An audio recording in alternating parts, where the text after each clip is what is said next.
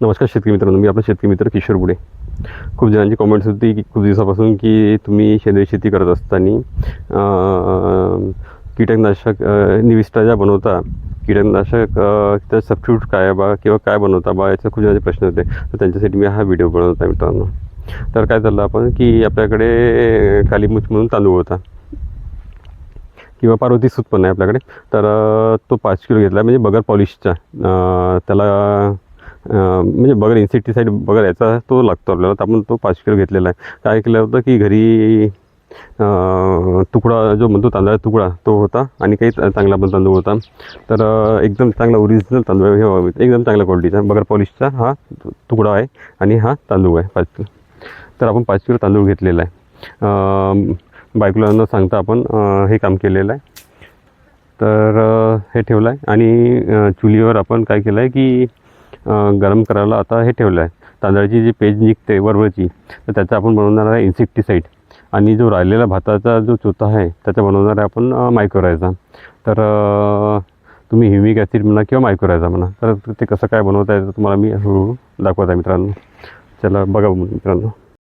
तर आता इथे 5 किलो आपण हे टाकत आहे, तांदूळ टाकत आहे शिजवायसाठी. दोन्ही भांड्यात असं केलेलं आहे. तर इथून जे निघणेवाली जी पेज आहे गरम याच्यात, तर आपण त्याच्यातून काय करणार आहे की त्याचं आपण इन्सेक्टिसाईड बनवणार, म्हणजे कीटकनाशक बनवणार आहे. तर अशी बघा, आता वरवरची पेज आपण काढून टाकणार आहे भांड्यामध्ये. वरवरचे पेज म्हणजे आपण याच्यात बायोकल्चर टाकून आपण याचं कीटकनाशक बनवणार आहे. हे बघा, या पद्धतीने अशी वरवरची पेज काढून टाकायची. म्हणजे उकळी जे येते वरवरची अशी ही पेज काढून टाकायची वरवरची. या पद्धतीने आपण करायचं.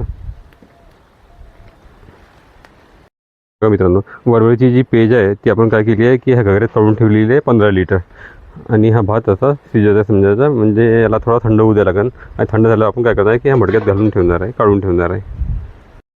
हे बघा, या पद्धतीने आपण काय केलेलं आहे, आता जो शिजलेला जो भात आहे तो आपण इथे बाहेर काढून ठेवलेला आहे.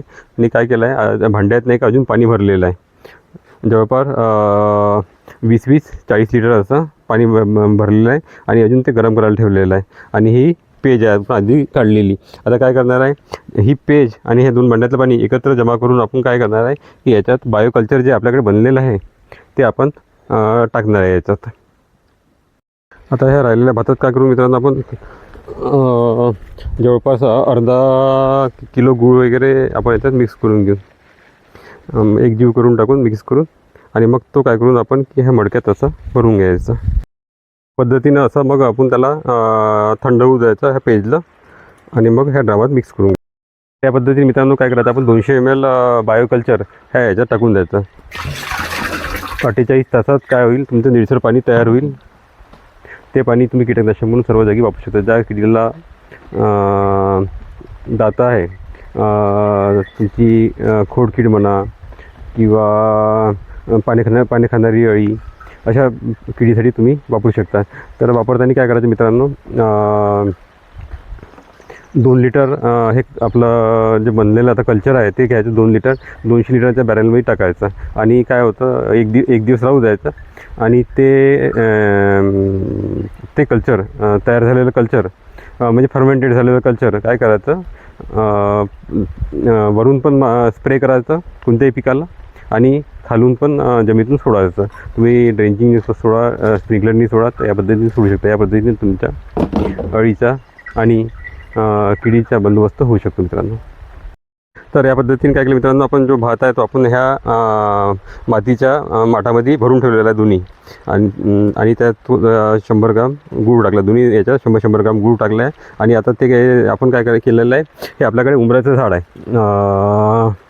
केळीचं आणि उंबराचं झाड आहे. तर कोणतेही म्हणजे जे गोड फळं आहे त्याच्या झाडाच्या खाली आपल्याला हे काढायचं आहे. तर आपण हे काढून ठेवत आहे आता, आणि जवळपास 21 दिवसांनी आपण हे काढणार आहे. इथून खूप चांगला आपल्याला मायक्रोरायझा तयार होणार आहे मित्रांनो. तर समोर आपण याचं हे करून आपण. चला, तर धन्यवाद मित्रांनो. ठीक आहे मित्रांनो, अशा पद्धतीने तुम्ही एक पाऊल शाश्वत शेतीच्या दिशेने ठेवा आणि सेंद्रिय शेती करा मित्रांनो. धन्यवाद मित्रांनो.